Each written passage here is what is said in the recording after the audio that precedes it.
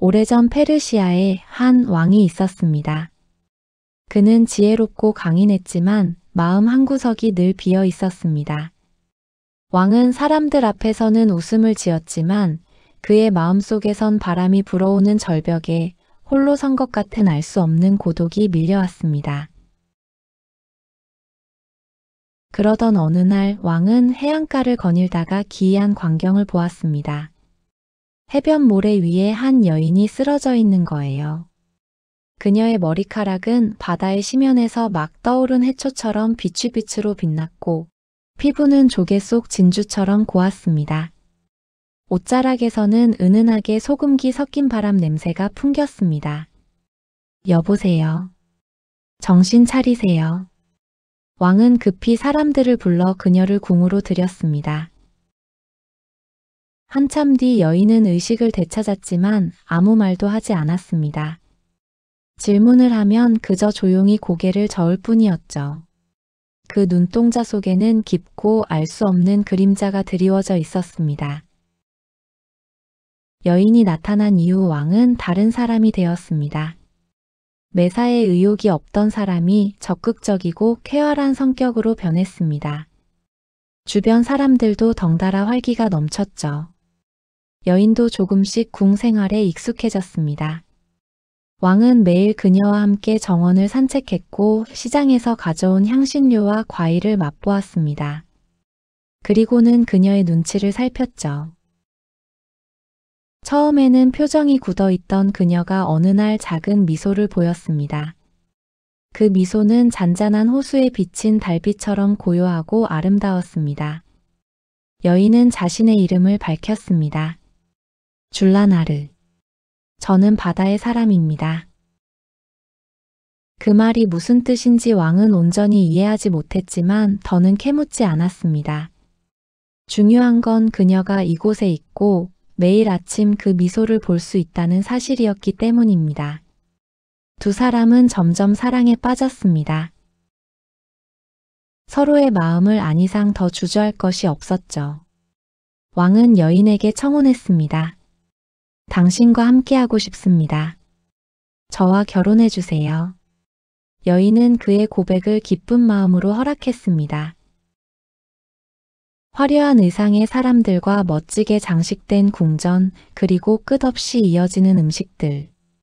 왕의 결혼식은 성대하게 치러졌습니다. 나라에 온 백성이 왕과 여인을 축복했습니다. 드디어 왕의 외로운 마음을 채워줄 여인이 왔다.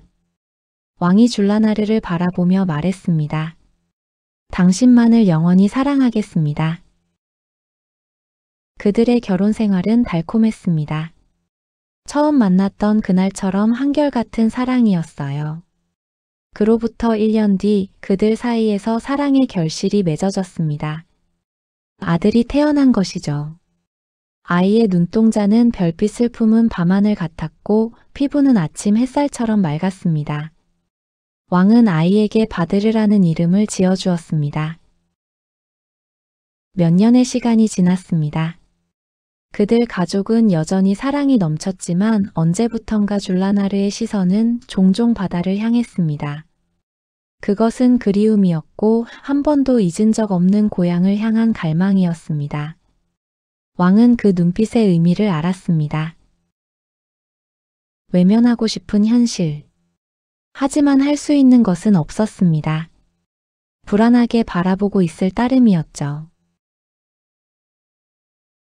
줄라나르는 바드르가 7살이 되던 해 아이를 무릎에 앉히고 조용히 말했습니다. 바드르, 너는 육지와 바다의 피를 함께 이어받았다. 언젠가 네가 나를 찾으러 바다로 올 날이 올 것이다. 그때 이 조개 껍질을 들고 내 이름을 부르거라. 줄라나르는 아름다운 조개 껍질 하나를 아들의 손에 쥐어주었습니다. 껍질 안에는 은빛 물결 같은 빛이 고여 있었습니다. 바드르는 어머니의 말을 이해하지 못했습니다. 그저 아름다운 조개 껍질을 바라보며 신기해할 뿐이었죠. 폭풍이 몰아쳤습니다. 하늘은 잿빛 구름으로 덮였고 파도는 괴물처럼 해안을 삼켰습니다. 줄라나르는 궁전 발코니에서 바다를 응시하다 돌아서서 왕을 바라보았습니다. 처음 만난 날 무표정했던 그 얼굴로 당신을 사랑했습니다. 왕은 불길한 예감이 현실로 다가옴을 알았습니다. 그는 너무 고통스러워 아무 말도 할 수 없었죠. 말을 마친 그녀는 거센 파도 속으로 몸을 던졌습니다. 그때야 비로소 왕은 절규했습니다. 줄라나르. 그 옆에서 어린 바드르는 울고 있었습니다. 조개 껍질을 꼭 쥔 채. 을씨년스러운 파도 소리가 텅 빈 것 같은 궁전의 정막을 메우고 있었습니다. 그날 이후 바드르는 조개 껍데기를 만질 때마다 어머니의 목소리가 들리는 듯 했습니다. 그것은 각인처럼 그의 마음에 새겨진 자신을 찾아오라는 어머니의 당부였죠. 바드르는 석양에 붉게 물든 바다를 바라보며 다짐했습니다. 언젠가 반드시 어머니의 바다로 가리라. 세월이 흘러 바드르는 훤칠한 청년으로 자랐습니다. 그는 열심히 무예를 닦았고 지식을 쌓는데도 게을리하지 않았습니다. 그것은 미래를 위한 준비이기도 했지만 무엇보다 마음속 깊은 곳에 드리워진 바다의 그림자를 잊지 않기 위한 몸부림이기도 했습니다.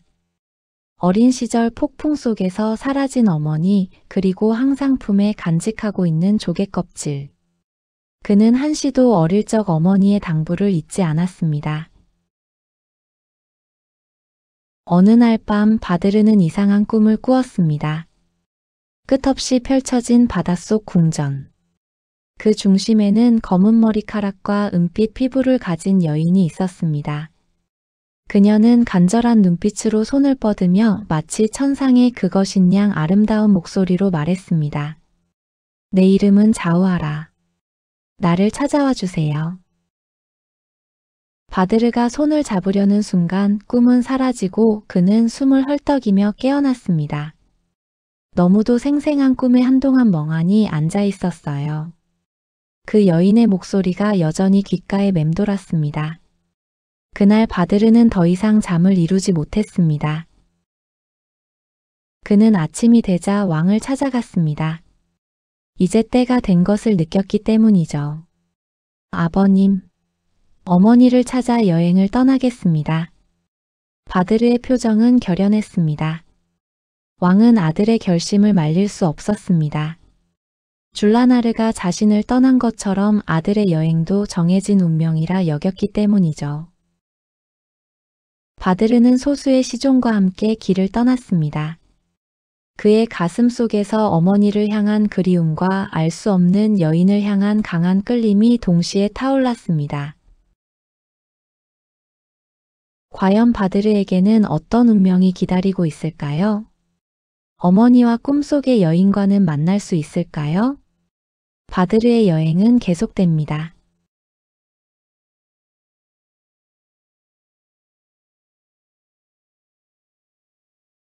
여행을 시작한 지 얼마 되지 않아 바드르는 사막을 지나고 있었습니다. 그러던 중 갑자기 멀리서 거대한 구름이 몰려오기 시작했습니다. 바드르 일행은 멈춰서서 그 구름을 바라보았습니다. 구름이 가까이 다가오자 바드르는 그것은 구름이 아니라 거대한 모래 폭풍이란 걸 알게 되었습니다. 모래 폭풍이다. 도망쳐. 하지만 이미 늦었습니다. 거대한 모래 폭풍은 바드르 일행을 집어삼켰습니다. 한 치 앞도 보이지 않는 난리통에 바드르는 일행을 놓치고 말았습니다. 타고 다니던 말도 사라져버렸죠. 절망적인 상황에 바드르는 몸을 숙이고 신께 목숨을 빌었습니다. 그렇게 얼마 정도의 시간이 지났을까? 갑자기 주변이 조용해졌습니다. 살아있는 사람은 오랜만이군. 바드르가 목소리에 고개를 들자 놀라운 광경이 펼쳐졌습니다. 모래폭풍이 사방을 벽처럼 감싸고 있었고 그 중앙은 바람 한 점 없는 평온한 공간이 있었습니다. 그곳에 거대한 남자가 서서 바드르를 신기한 듯 바라보고 있었어요. 폭풍에서 살아남다니. 어떤 힘이 널 지키는 것이 분명하다. 바드르가 먼지를 털며 일어나 물었습니다. 당신은 누구세요? 거대한 남자는 쾌활하게 웃으며 말했습니다. 나는 바람의 신이지. 그나저나 넌 어떻게 여기까지 온 것인가? 바드르는 이곳까지 오게 된 사연을 바람의 신에게 설명했습니다. 신은 바드르가 얘기하는 중 꺼내 보인 조개 껍질을 유심히 바라보더니 빙긋 웃었습니다. 이 조개 껍질은 바다의 문을 여는 열쇠다. 하지만 그 문까지 가려면 많은 용기가 필요하지. 바드르는 바람의 신에게 결연한 표정으로 말했습니다. 각오하지 않았다면 길을 나서지도 않았습니다. 바람의 신이 고개를 끄덕이며 손을 크게 휘젓자 모래폭풍이 사라졌습니다. 그는 바드르에게 멀리 동쪽의 절벽을 가리켰습니다. 그곳에서 날개 달린 거인을 찾아라. 그에게 자초지종을 얘기하고 수정궁전으로 데려가 달라고 부탁해라. 바드르는 바람의 신에게 감사를 표하고 다시 길을 걸어갔습니다. 그는 며칠을 꼬박 걸어 절벽에 다다랐습니다. 이곳인가? 그런데 날개 달린 거인은 어디에? 그때 갑자기 땅이 어두워졌습니다. 바드르가 고개를 들어보니 거대한 그림자가 온 하늘을 덮고 있었어요. 로크. 하늘을 가로지르는 어둠. 날개 달린 거인은 바로 로크라는 전설의 새였습니다. 그 웅장함에 두려워진 바드르는 바위 뒤로 얼른 숨었어요. 새가 지상으로 내려앉을 때 주변은 폭풍 같은 바람이 일었습니다. 로크는 지상으로 내려오자 곧 고개를 떨구고 잠이 들었습니다. 한참의 시간이 흘렀습니다. 바드르는 잠이 든 로크를 보며 생각했어요. 언제까지 겁쟁이처럼 이러고 있을 것인가? 운명이 내 편이라면 살 것이고 아니라면 죽으면 그뿐. 용기를 낸 그는 걸어가 로크 앞에 섰습니다. 날개 달린 거인이시여. 로크는 슬쩍 눈을 떠 바드르를 흘낏 바라보더니 다시 눈을 감았습니다. 완전히 무시하는 태도였어요.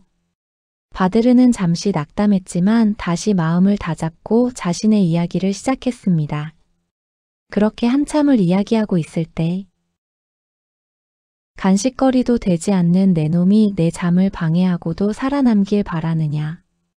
로크는 얼굴을 바드르에게 가까이 가져가 눈을 이리저리 굴리며 말했습니다. 주저앉고 싶을 정도로 두려웠지만 바드르는 물러서지 않았습니다. 그리운 어머니를 만날 수 없다면 인생이 무슨 의미가 있겠어요? 그 순간 로크는 그의 눈 속에서 꺼지지 않는 불씨를 보았습니다. 잠시 생각에 잠기던 로크는 고개를 숙이며 바드르에게 말했습니다. 타라. 용기 있는 자여. 수정궁으로 널 데려다 주마. 로크는 그를 등에 태우고 순식간에 구름을 뚫고 날아 하늘 위로 솟구쳤습니다. 바드르의 눈에 반짝이는 수평선이 펼쳐졌습니다. 세상의 모든 것들이 개미처럼 작게 보였어요. 바드르를 등에 태우고 한참을 날아가던 로크는 어느 해안 근처에 다다르자 조금씩 고도를 낮췄습니다. 수정궁 근처다. 이제 곧. 바드르에게 말하던 로크가 갑자기 몸을 휘청거렸습니다.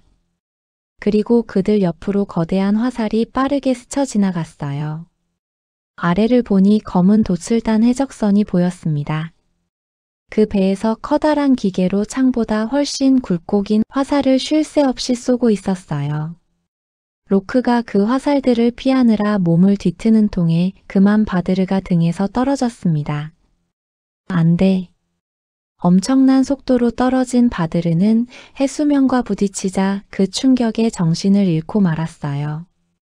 이제 죽는구나. 바드르는 마음속으로 절망하며 심연으로 천천히 가라앉았습니다. 바드르. 바드르의 눈앞에 어머니가 미소 짓고 있었습니다. 어머니.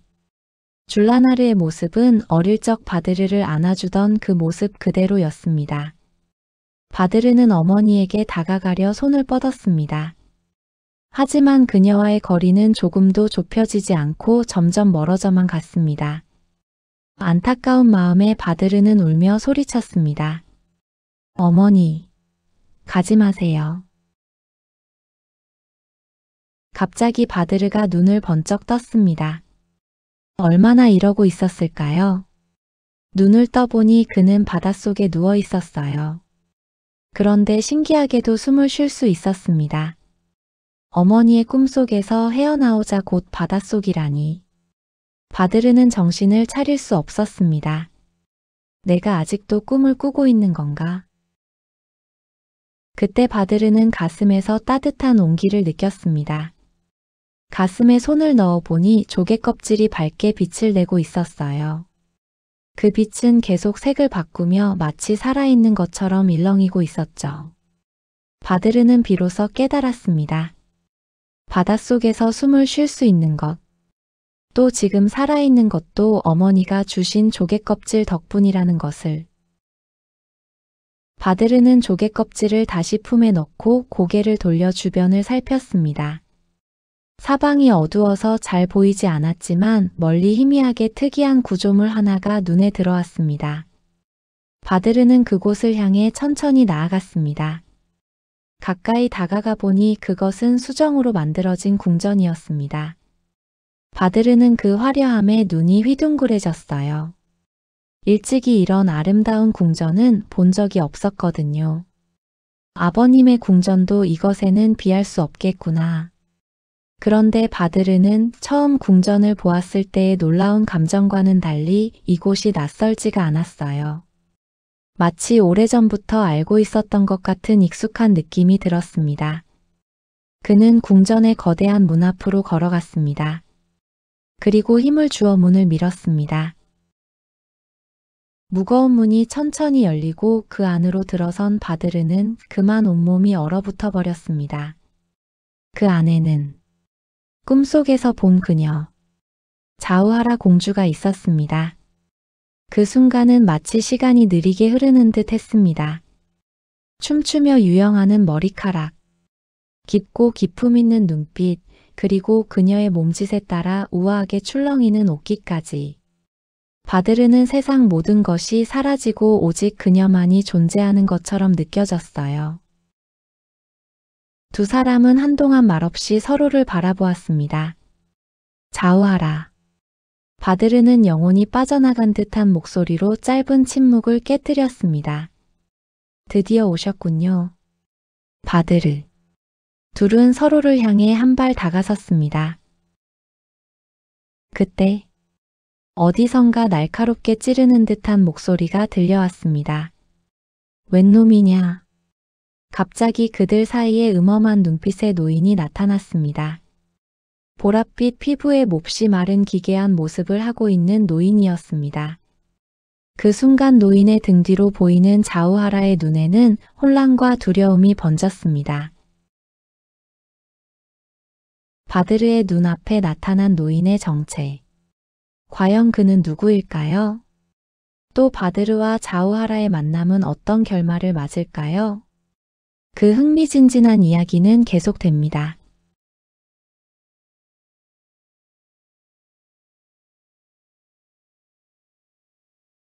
노인은 음산한 기운을 뿜어내며 다가왔습니다. 감히 이곳에 발을 들이다니.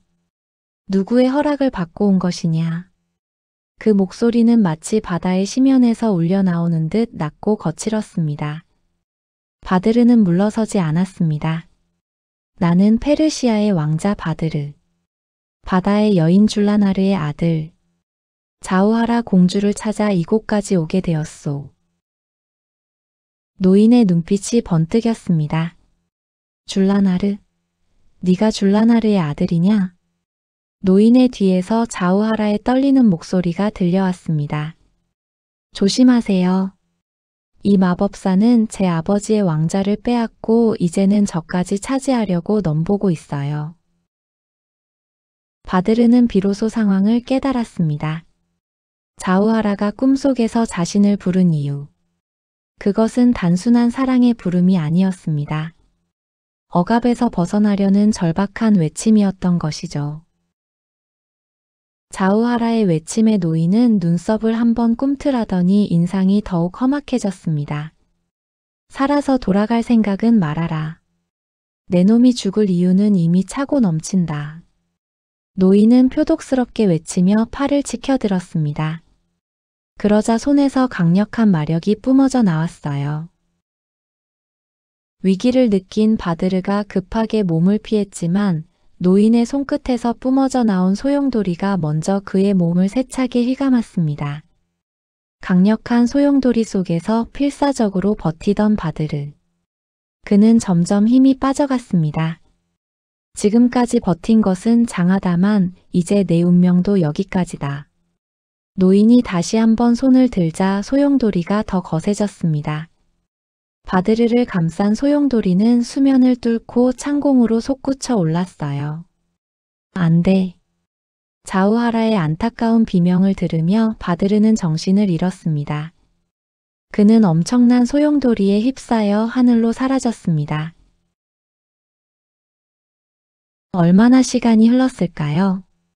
바드르의 축 늘어진 몸은 해변가로 떠밀려 왔어요. 그는 차가운 파도에 흔들리며 눈을 떴습니다. 자신이 해변 모래 위에 쓰러져 있다는 것을 깨달았지요. 이렇게 죽는 것인가? 바드르는 상처 입은 손을 간신히 움직여 품에서 조개 껍질을 꺼냈습니다. 그 껍질은 은빛 빗살을 내며 속삭이는 것 같았죠. 바드르의 눈에서 눈물이 흘렀습니다. 조개 껍질에 입을 맞춘 바드르는 한숨 쉬듯 말했습니다. 줄라나르, 나의 어머니. 그때였어요. 나의 아들. 낯익은 목소리에 바드르는 소리나는 쪽으로 고개를 돌렸어요. 바다 물결 사이로 어머니 줄라나르의 모습이 나타났습니다. 바드르는 눈물로 흐려진 시야를 연신 손으로 닦아내며 줄라나르를 바라보았습니다. 어머니. 줄라나르는 조용히 다가와 아들의 이마를 어루만졌습니다. 사랑하는 아들아. 네가 아직 약한 탓에 쓰러졌구나. 그러나 포기하지 말아라. 내 안에는 바다와 육지의 피가 함께 흐른다. 그 힘은 누구도 꺾지 못한다. 이렇게 말한 줄라나르는 바드르의 몸 위에 손을 갖다 댔습니다. 그러자 바드르의 몸이 순식간에 회복되었어요. 바드르는 일어나 어머니를 끌어안았습니다. 보고 싶었어요. 정말 보고 싶었어요. 그는 7살 바드르가 되어 어머니에게 안겼습니다. 줄라나르는 그런 바드르를 안고 머리를 쓰다듬으며 조용히 말했습니다. 나도 네가 무척 보고 싶었단다. 그리고 이제 너에게도 사실을 알려줄 때가 되었구나. 줄라나르는 바드르에게 자신이 과거 바닷가에 쓰러져 있었던 이유와 노인에 대해 이야기했습니다. 줄라나르가 들려준 이야기는 이러했습니다. 노인은 원래 줄라나르의 삼촌이었죠. 그는 남쪽 바다의 왕이었던 줄라나르의 아버지를 시기했습니다. 형의 왕위를 탐냈던 것이죠.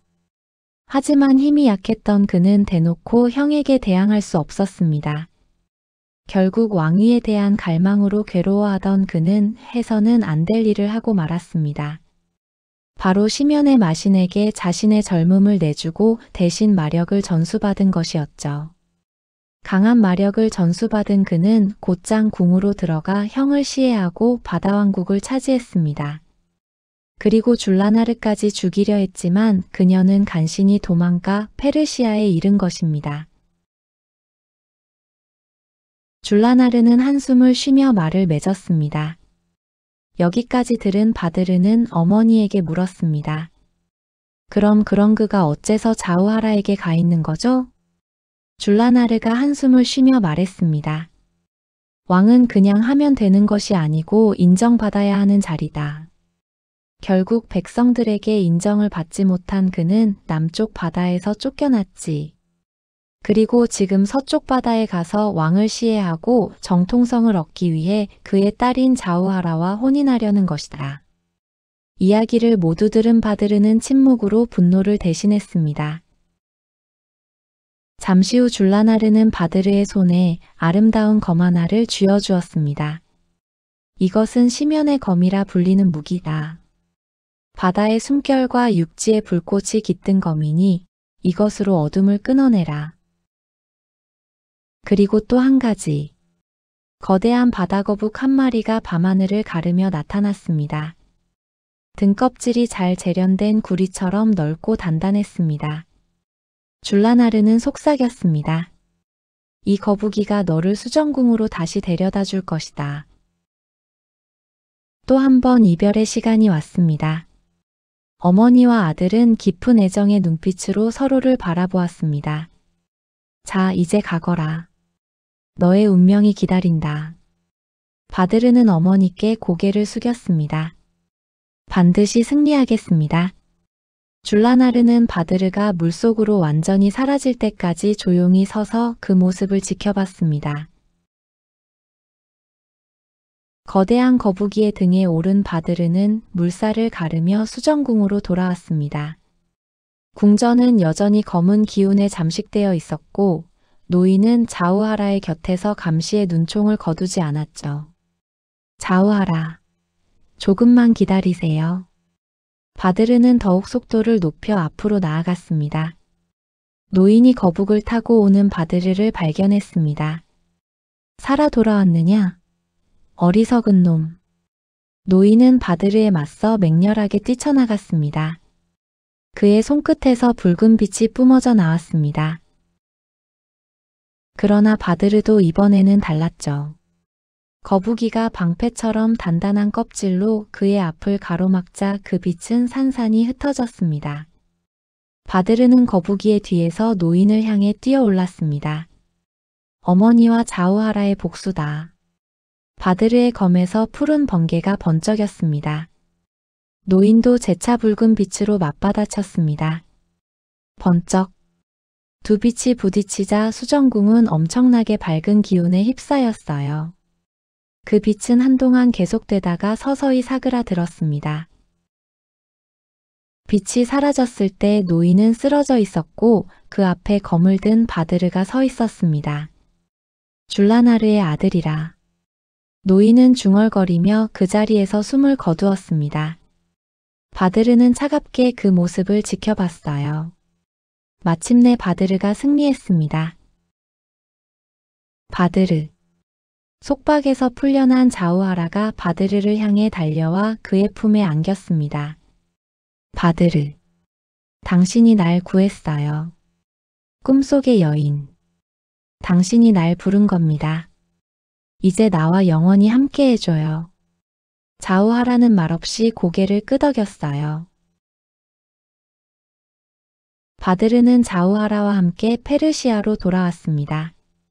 페르시아의 왕과 백성들이 이들을 열렬히 환영한 것은 말할 것도 없었죠. 며칠 뒤 성대한 결혼식이 열렸습니다.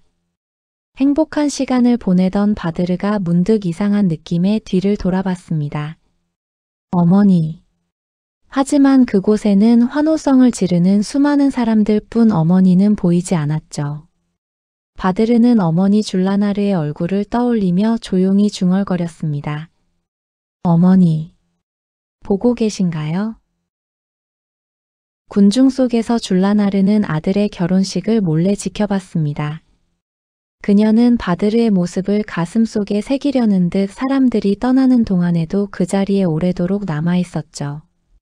그날 이후 다시는 아무도 그녀를 볼 수 없었습니다. 바드르와 자우하라는 바다와 육지의 지배자가 되었습니다. 그들은 서로를 통해 두세 개의 경계를 허물었고 사랑이 가진 힘을 세상에 증명했습니다.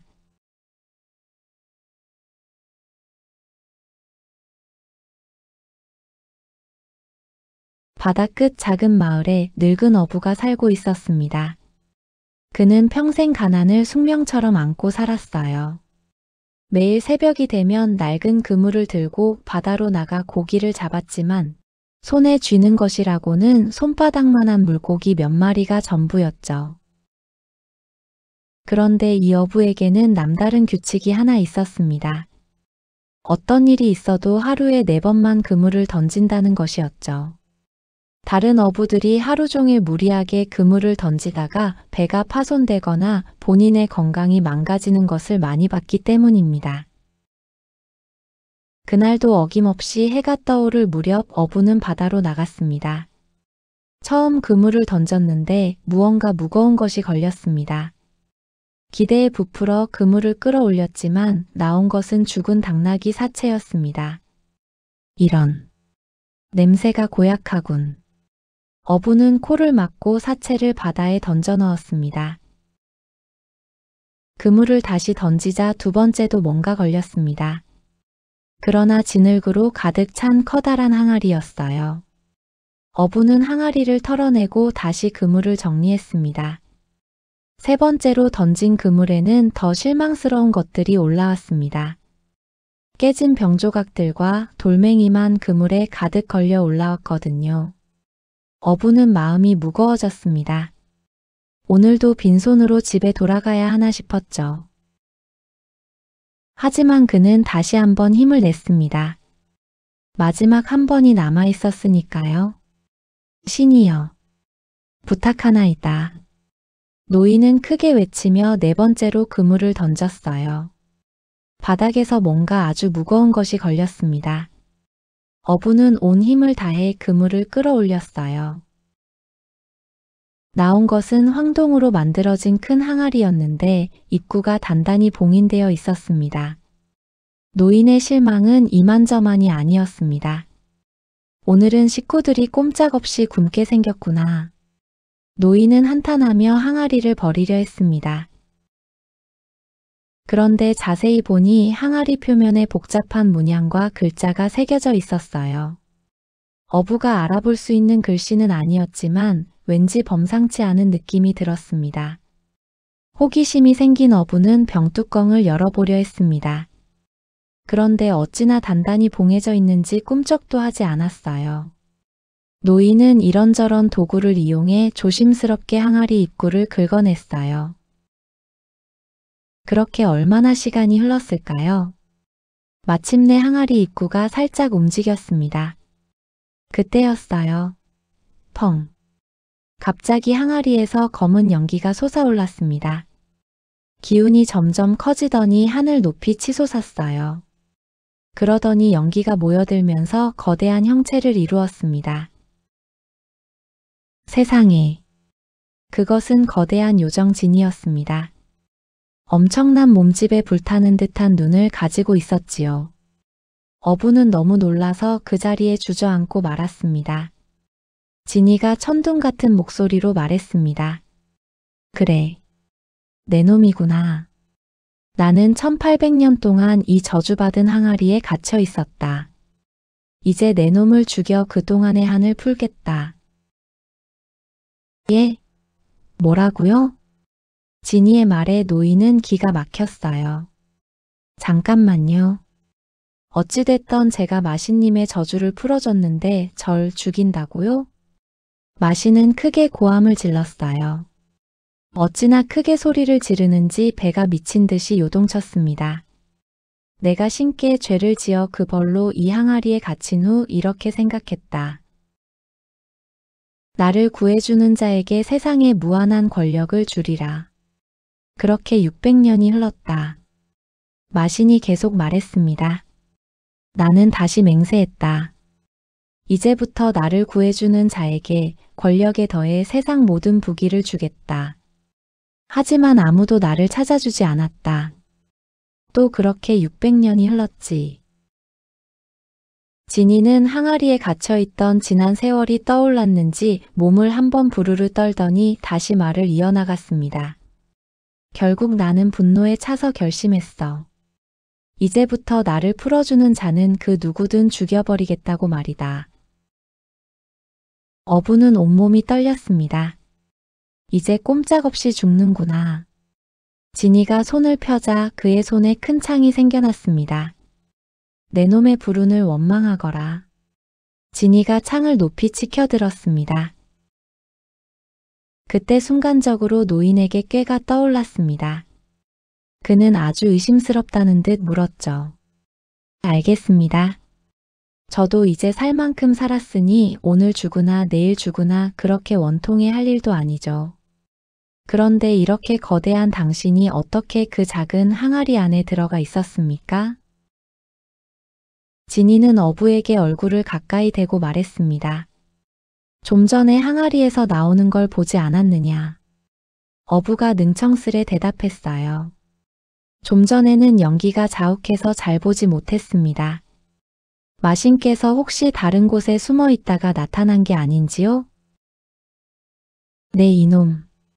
진이는 자존심이 상했습니다. 믿지 못하겠다는 말이냐?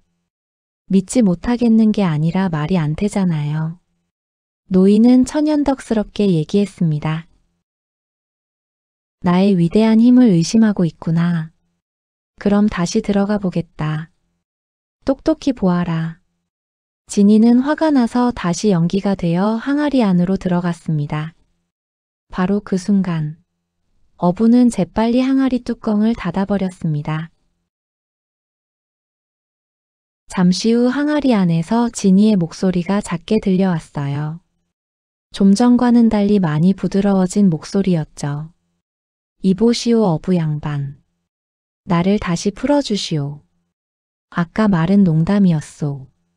하지만 어부는 단호했습니다. 당신은 분명히 나를 죽이겠다고 했습니다. 어떻게 믿을 수 있겠습니까? 만약 다시 자유의 몸이 되길 원한다면 다시는 인간을 해치지 않겠다고 가장 신성한 이름으로 맹세하십시오. 진이는 한참을 고민하다가 결국 맹세했습니다. 위대한 솔로몬의 이름으로 맹세하오. 사람들을 해치지 않겠소. 어부는 그제야 항아리를 다시 열어주었어요. 진이가 거짓말을 하지 않는다는 것을 익히 들어서 알고 있었거든요. 밖으로 나온 진이는 처음과는 달리 온화한 모습이었습니다. 어부여. 당신의 지혜 덕분에 나는 분노에서 벗어날 수 있었소. 보답을 하고 싶지만 부나 권력을 줄 수는 없다오. 이전에 한 나의 맹세 때문이지. 대신 특별한 곳으로 안내해드리겠소. 진이는 어부를 산 너머 숨겨진 호수로 데려갔습니다. 어부는 눈앞에 펼쳐진 광경을 보고 감탄을 금치 못했어요. 호수는 맑고 깊었으며 물결은 바람 한 점에도 은빛 비늘처럼 반짝였습니다. 그런데 무엇보다도 놀라운 것은 그 속에서 헤엄치는 물고기들이었습니다. 물고기들은 제각기 화려한 색으로 빛나며 아름다운 자태를 뽐냈습니다. 수십 년 물고기를 잡아온 어부조차 그 아름다움에 넋이 나갈 정도였어요. 이 물고기들은 모두 특별한 사연이 있소. 이 세상 물고기들이 아니지. 진이가 조용히 말했습니다.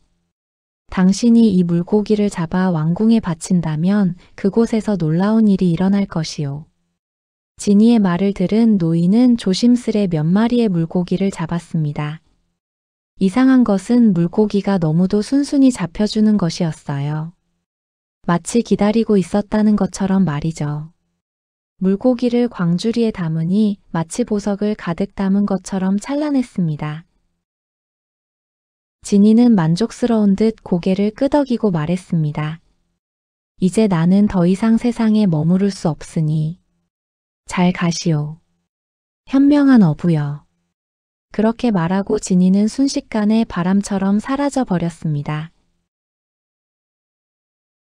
집으로 돌아온 어부는 물고기를 바구니에 담아 궁궐로 향했습니다. 왕궁에 도착하자 시종들이 그 신기한 물고기를 보고는 깜짝 놀라 왕에게 보고했습니다. 왕은 어부를 불러들였습니다. 과연 듣도 보도 못한 물고기들이구나. 주방장에게 전하여 요리하게 하라. 왕의 명령에 따라 물고기들은 즉시 궁궐의 주방으로 옮겨졌습니다. 그런데 주방장이 물고기를 불 위에 올리자 기이한 일이 벌어졌습니다. 팬 속에서 지글거리는 물고기들이 갑자기 서로 말을 나누기 시작한 것입니다. 왕궁의 주방은 큰 소동이 벌어졌습니다. 모두를 놀라게 한 신비한 물고기에게는 어떤 사연이 있는 걸까요? 어부는 왕에게 어떤 보상을 받게 될까요? 그 흥미로운 이야기는 다음에 계속됩니다.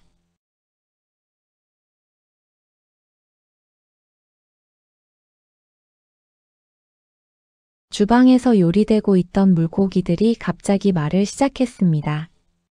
형제 자매들이여, 그대들은 잊었는가? 아니, 어찌 잊을 리 있겠는가?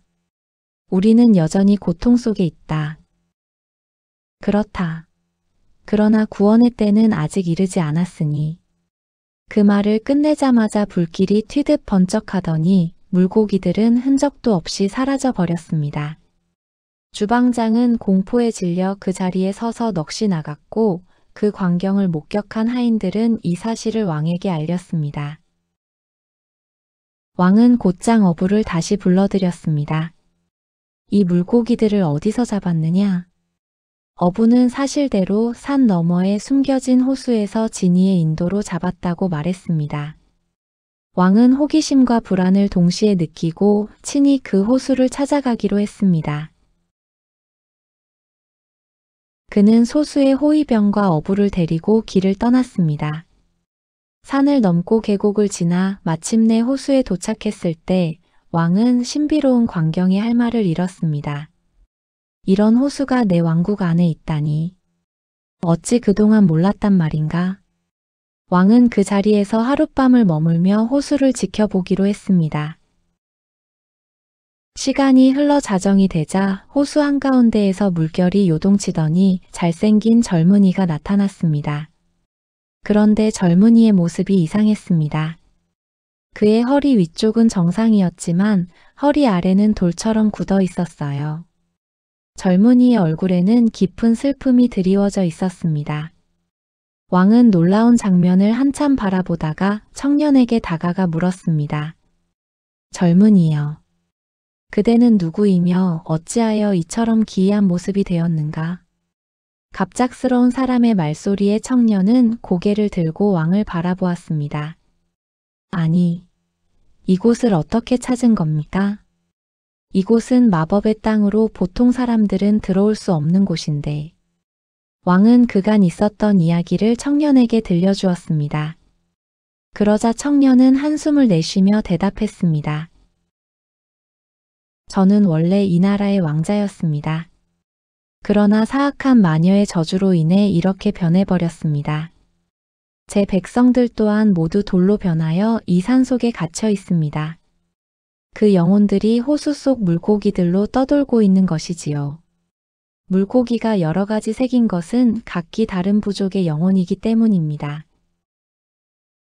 왕자의 이야기를 듣고 잠시 생각에 잠기던 왕이 다시 물었습니다.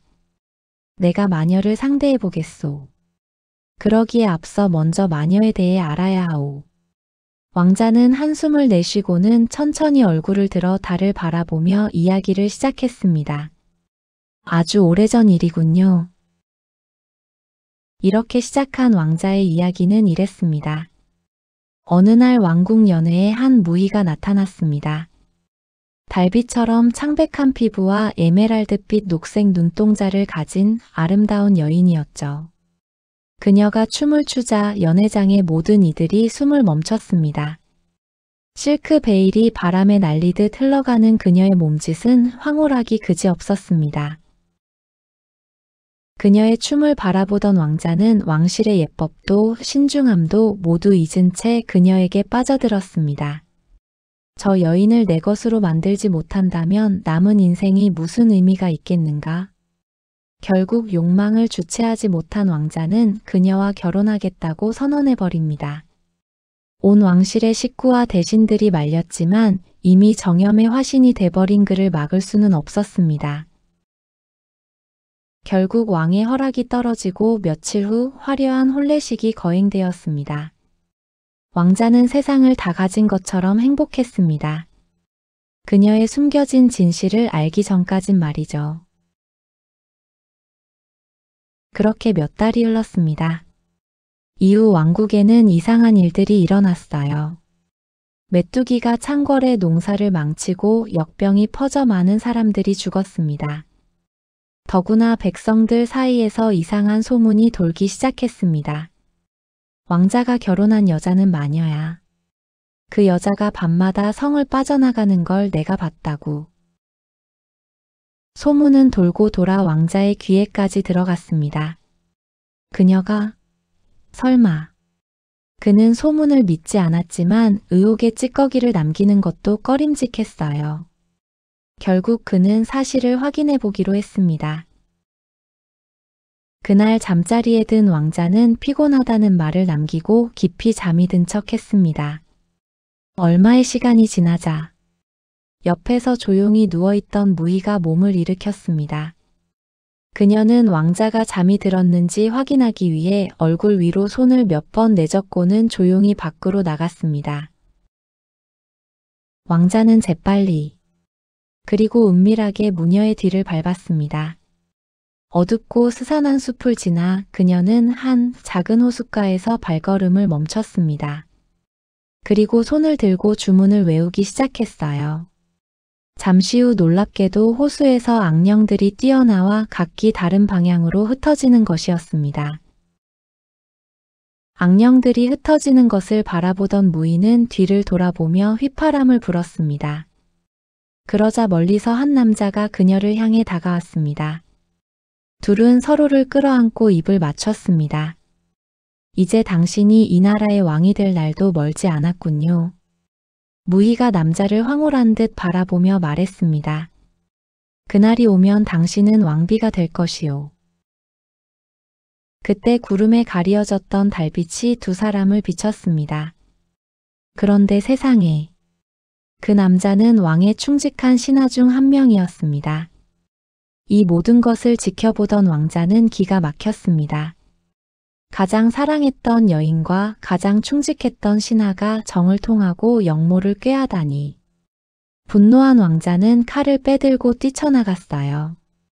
이 사악한 마녀. 왕자는 분노하며 외쳤습니다. 무희. 아니, 무희로 위장했던 마녀는 당황한 기색도 없이 왕자를 돌아보았습니다. 신하는 비겁하게도 그 짧은 순간 도망가 버렸죠. 드디어 알아차렸군요. 어리석은 왕자님.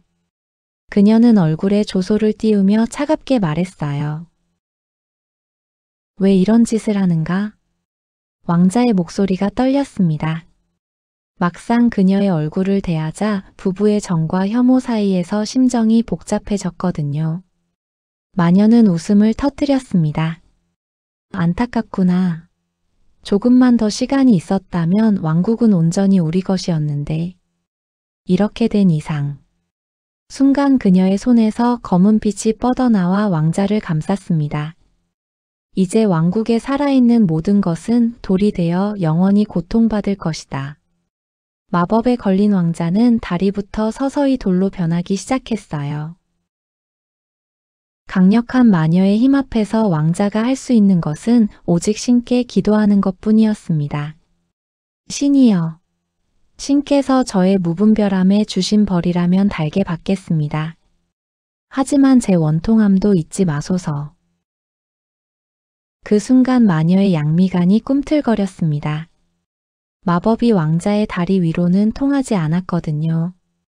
결국 왕자는 하반신은 돌로, 상반신은 정상인 상태로 남고 말았습니다. 그 뒤로 하반신만 돌로 변한 그는 낮에는 호수 속에서 물고기가 된 백성들과 함께 있다가 밤이 되면 무거운 돌다리를 끌며 지상으로 올라와야 했습니다. 그리고 매일 밤 마녀가 나타나 그를 비웃으며 채찍으로 때렸어요. 당신의 하찮은 호기심 때문에 왕국이 이런 폐허가 된 것입니다. 당신께서 모든 것을 망쳤으니 이제 이렇게라도 내 분풀이 상대가 돼주세요. 매일 밤 그녀의 웃음소리가 적막한 호수에 메아리 쳤습니다.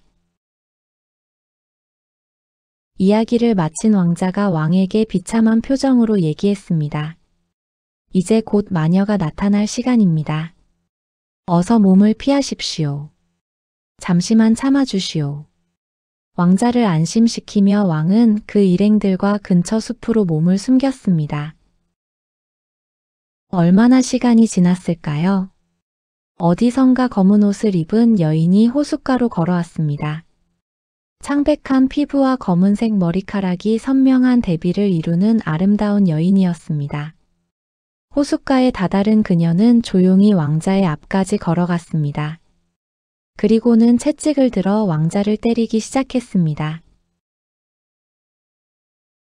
왕자와 마녀, 그리고 왕. 이들의 이야기는 어떤 결말을 맞을까요? 원한으로 원한을 갚는 이야기의 끝은 다음 시간에 이어집니다.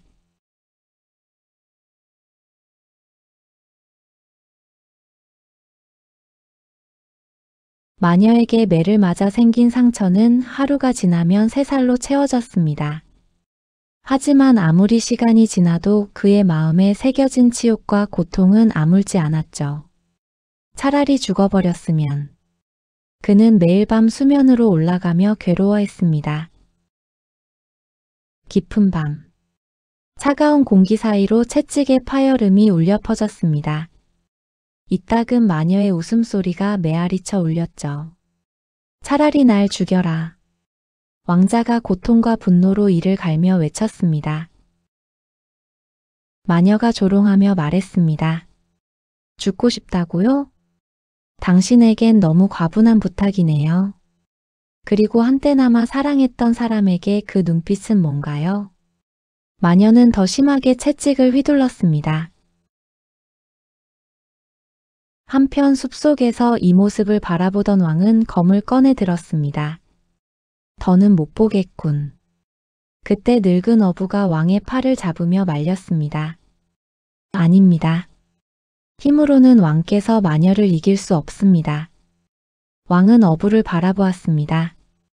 그럼 어쩌란 말이냐? 어부는 왕의 귀에 입을 대고 나직이 말했습니다.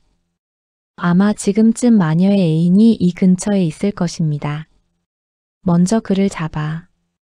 왕은 어부의 귓속말을 들으며 고개를 끄덕였습니다. 좋은 생각이다. 여봐라. 이 근처를 수색해 서성거리는 남자를 잡아오너라. 왕의 부하들은 신속하게 숲을 수색했습니다. 얼마 지나지 않아 호수 근처에서 한 남자가 발견되었습니다. 부하들이 남자를 왕에게 데려오자 왕은 몇 가지 질문을 하고 그가 마녀의 애인임을 확신했습니다. 왕은 남자를 바라보며 차갑게 말했습니다. 조용히 처리하라. 한 부하가 신속하게 검을 뽑아 그의 목숨을 끊었습니다. 왕은 죽은 남자의 옷을 입었습니다. 폐하. 목소리를 낮게 하시고 마녀와 거리를 두십시오. 마녀는 영리하니 너무 가까이 가면 들킬 것입니다. 어부의 조언을 들은 왕은 고개를 끄덕이고 숲 가장자리로 향했습니다.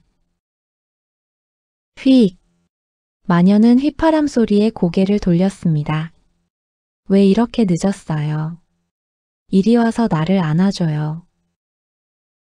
하지만 왕은 멀리 나무 그림자 속에 숨어서 움직이지 않았습니다. 잠시만. 오늘은 나를 위해 한 가지 부탁을 들어다오. 어떤 부탁인데요? 마녀가 다가오려 하며 물었습니다.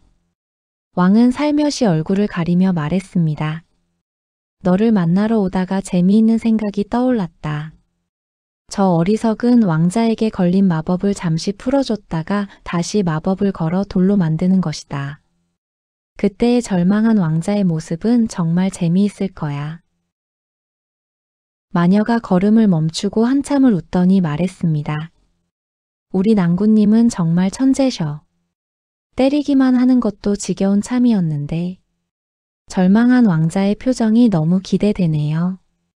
왕도 마녀의 반응에 즐거운 듯 적당히 맞장구를 쳤습니다. 이쯤이 좋겠군. 난 여기서 너의 마법을 감상할 테니 저들에게 걸린 마법을 풀어보아라. 마녀는 애인을 위해 기꺼이 자신의 마법 실력을 뽐내려 했습니다. 그럼 내가 얼마나 강력한 마녀인지 보여드리죠. 마녀는 두 팔을 하늘로 치켜들고 주문을 외우기 시작했습니다. 내 능력을 봐. 내가 이 모든 사람들을 물고기로 만들고 저 왕자를 반석상으로 만들었어. 마녀가 자랑스럽게 마법을 부리자 놀라운 일이 일어났습니다. 호수 속의 아름다운 물고기들이 하나둘씩 물 위로 솟아올라 사람의 모습을 되찾기 시작했어요. 그리고 돌로 변했던 왕자의 하반신도 서서히 원래 모습으로 돌아왔습니다. 이것 봐. 마법이 풀렸어. 사람들은 서로를 바라보며 놀랐습니다. 보세요. 저의 강력한 마법을. 마녀가 자랑스럽게 뒤를 돌아보며 말했습니다. 훌륭하구나. 언제 봐도 너의 마법은 놀랍다. 마녀는 만족한 듯 미소 지었습니다. 이제 저들을 다시 돌려놓을게요. 왕이 다급하게 마녀에게 손짓했습니다. 그 전에 먼저 이리로 와 나를 안아다오. 마녀는 미소 지었습니다. 아, 좋아요. 마녀가 왕이 서 있는 나무 근처까지 다가왔습니다. 그 순간 왕은 기회를 노리며 최후의 일격을 준비했어요. 자요. 어서 저를 안아주세요. 마녀가 지척으로 다가온 그 순간 왕이 나무 그림자에서 번개처럼 뛰쳐나갔습니다. 마녀는 놀라 반격하려 했지만 이미 늦었죠. 너의 악행도 이제 끝이다. 왕은 소리치며 마녀를 향해 검을 휘둘렀습니다.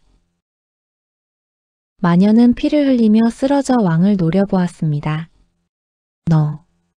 너는 누구냐? 왕은 냉정하게 마녀의 최후를 바라보았습니다. 나는 이 나라의 왕이다. 이제 지옥으로 가서 먼저 간 내 애인과 만나려무나. 마녀가 숨을 거두자 남아있던 모든 마법이 완전히 풀렸습니다. 호수 주변은 아름다운 궁전과 집들이 나타났고 양떼와 말들이 풀을 뜯고 있었습니다.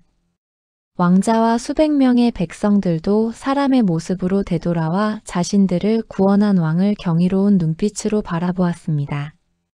왕자가 걸어와 왕에게 고개를 숙였습니다. 폐하, 당신은 우리 모두의 구원자이십니다. 이 은혜를 어찌 갚을 수 있겠습니까? 왕은 미소를 지으며 대답했습니다. 진정한 은혜는 백성이 자유로이 사는 것이다. 그대들이 다시 삶을 되찾았으니 그것으로 충분하다. 왕은 왕자에게 다가가 따뜻하게 그를 안아주었습니다. 뒤에서 이 모습을 바라보던 백성들이 환호성을 질렀습니다. 오랜 악몽 같은 시간이 마침내 끝났습니다. 밤이 걷히고 아침 해가 떠오를 무렵 왕자는 다시 한번 왕에게 감사 인사를 했습니다. 이제 저희 왕국으로 돌아갈 시간입니다.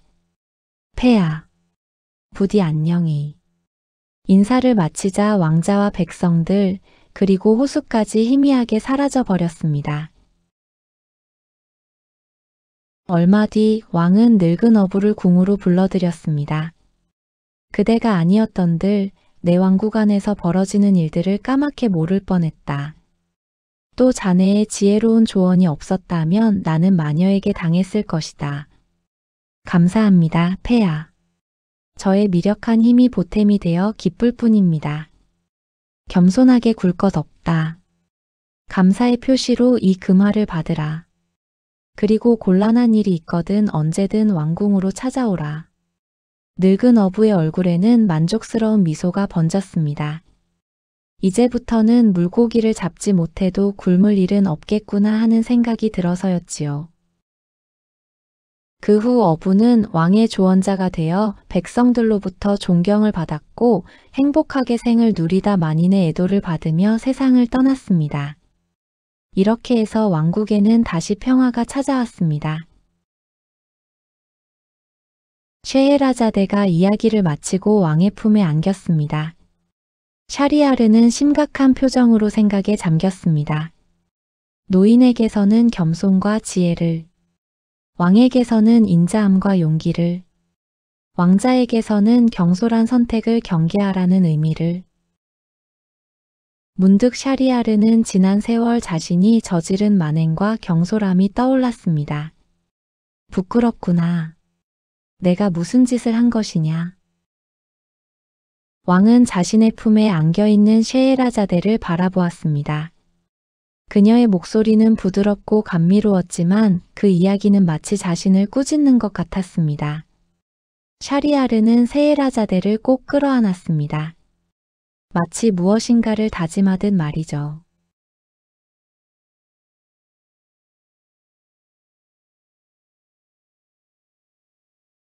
페르시아의 어느 작은 마을. 그곳에 형제가 살고 있었습니다. 욕심 많은 형인 카심과 착하고 정직한 알리바바가 그들이었죠. 아버지가 세상을 떠난 후 형제의 삶은 완전히 다른 길을 걷게 되었습니다. 형 카심은 마을에서 가장 부유한 상인의 외동딸과 결혼했죠. 장인이 죽자 그는 거대한 상해를 물려받아 비단과 향신료 무역으로 떼돈을 벌었습니다. 고급스러운 대리석으로 지어진 그의 집은 거래상들과 하인들이 쉴 새 없이 드나들었어요. 반면 동생 알리바바는 사랑하는 여인과 결혼했습니다. 지참금도 없고 연줄도 없는 그저 마음이 따뜻한 여자였죠. 두 사람은 진흙 벽돌로 지은 작은 집에서 살았습니다. 지붕은 비가 오면 새고 겨울이면 찬바람이 여기저기 틈새로 들어오는 그런 곳이었죠. 매일 새벽 동이 트기 전 알리바바는 낡은 도끼를 어깨에 메고 산으로 향했습니다. 형님은 비단옷을 입고 말을 타고 다니는데 나는 하루 벌어 하루 살기도 바쁘니. 알리바바는 쓴웃음을 지으며 산길을 올랐습니다. 그날은 유난히 더웠습니다. 장렬하는 태양 아래서 알리바바는 땀을 뻘뻘 흘리며 나무를 베었죠. 점심도 굶은 채 무거운 도끼를 휘두르다 보니 그날은 더 힘이 붙였습니다. 그래도 가족들을 생각하며 힘을 내고 있는데 바로 그때였습니다. 먼 곳에서 천둥 같은 소리가 들려왔습니다. 아니, 천둥이 아니었습니다. 말발굽 소리. 한두 마리가 아니었죠. 알리바바의 등에 식은땀이 흘렀습니다. 이 깊은 산속에는 나무꾼들과 양치기 몇 명뿐입니다. 이렇게 많은 말이 오는 것은 평범한 일이 아니었죠. 숨어야 해. 알리바바는 재빨리 커다란 바위 뒤로 몸을 숨기고 숨을 죽였습니다. 심장이 터질 듯 뛰었죠. 곧 그들이 나타났습니다. 검은 망토를 두른 40명의 기마병. 얼굴은 천으로 가려 눈만 빛나 그냥 보기에도 무시무시한 모습을 하고 있었습니다. 유독 덩치가 크고 포악해 보이는 남자가 그들의 선두에 있었는데 그가 이 무리의 두목임을 바로 알 수 있었어요. 그는 우레와 같은 소리로 외쳤습니다. 형제들이여. 다마스쿠스의 대상들이 굴복하여 우리에게 공물을 바쳤다. 우리는 이제 세상 그 어느 왕보다 더 많은 재물을 가지게 될 것이다. 그들은 커다란 바위벽 앞에 말을 세웠습니다. 알리바바는 나무 뒤에서 숨도 제대로 쉬지 못한 채 그 모습을 지켜봤습니다. 두목이 말에서 내려 바위 앞에 섰습니다. 그리고 열려라 참깨. 순간 세상이 멈춘 듯 했습니다. 갑자기 단단한 바위 절벽이 굉음을 내며 갈라지기 시작했습니다. 거대한 문처럼 천천히 장엄하게. 그 안에서 희미한 빛이 새어나왔습니다. 바로 진귀한 보물들이 발하는 빛이었죠. 알리바바는 눈을 의심했습니다. 이런 일이 가능한가? 40명의 남자들이 무언가가 들어있는 자루를 들고 동굴 안으로 들어갔습니다. 한참 후 그들은 빈자루만 들고 나왔죠. 닫혀라 참깨. 두목이 주문을 외우자 다시 바위 문이 사라졌습니다. 마치 처음부터 아무것도 없었던 것처럼. 그리고는 남자들이 떠났습니다.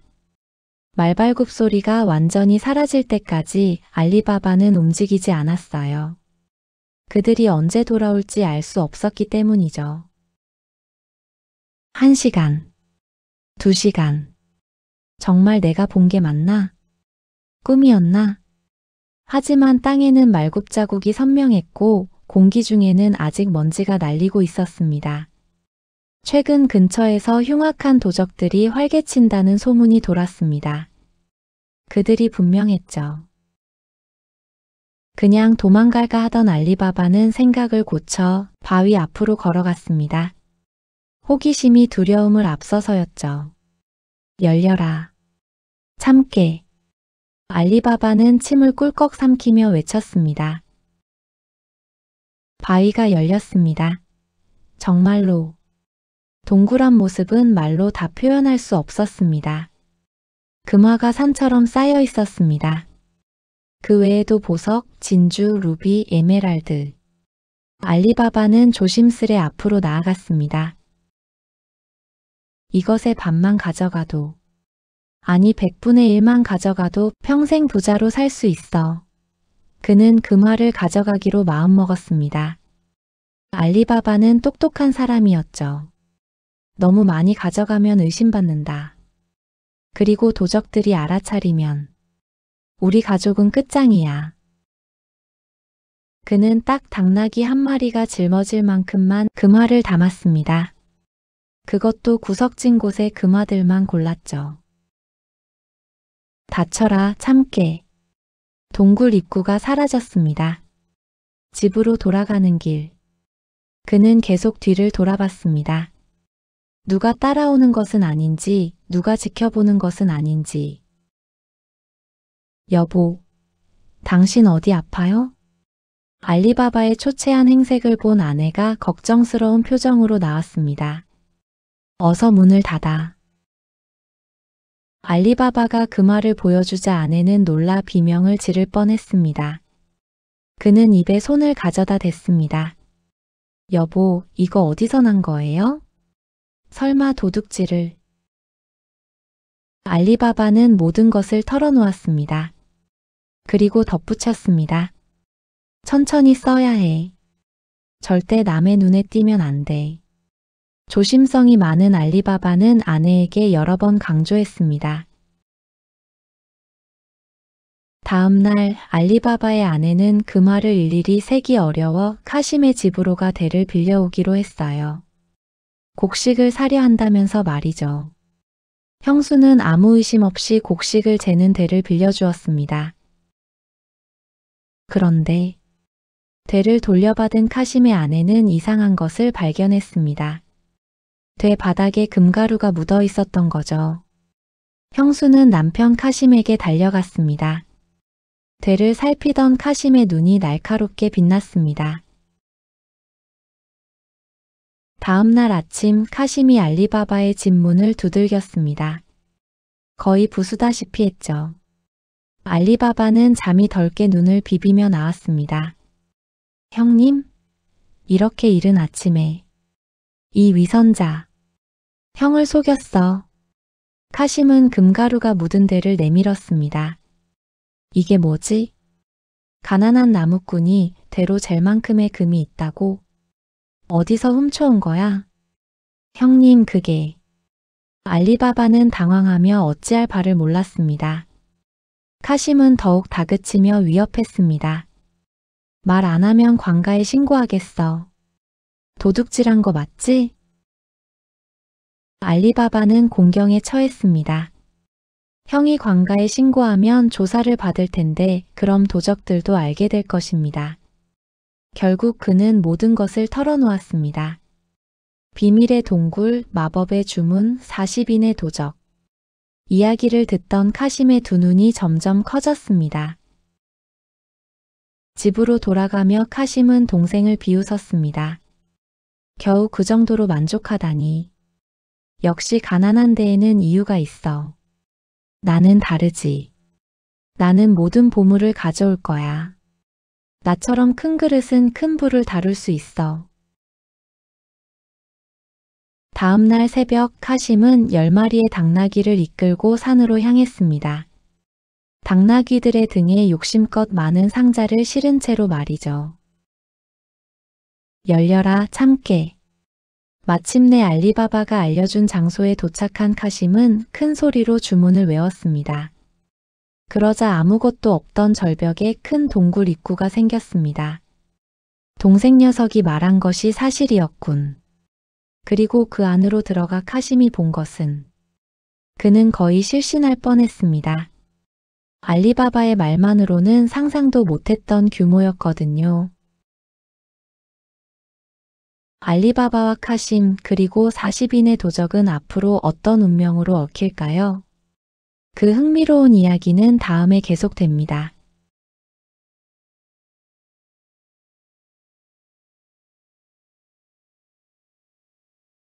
이 모든 것이 내 것이다.